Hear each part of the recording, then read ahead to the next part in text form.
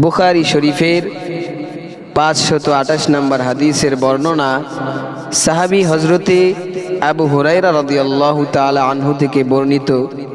আরাআইতুম লাউ আন্না নাহরাম বিবাবি আহাদিকুম, তোমাদের কারো বাড়ির সামনে যদি নদী থাকে, ইয়াগতাসিলু ফীহি কুল্লা ইয়াউমিন খামসান, ওই নদীতে যদি 5 বেলা সে গোসল করে, মা তাকুলু যালিকা ইউকি মিন দারনিহি, তবে তার শরীরে কোনো ময়লা বাকি থাকবে কিনা?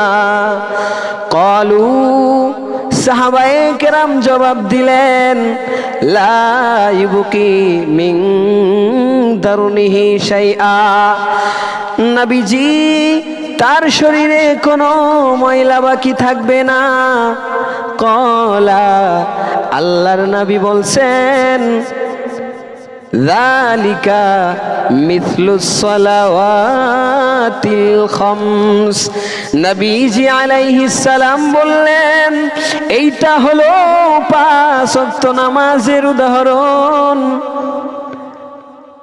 ইয়ামহুল্লাহু বিহাল খতায়া, আল্লাহ পাক রব্বুল আলামিন 5 ওয়াক্ত নামাজের মাধ্যমে বান্দার গুনাহ মিটায়া দেয়।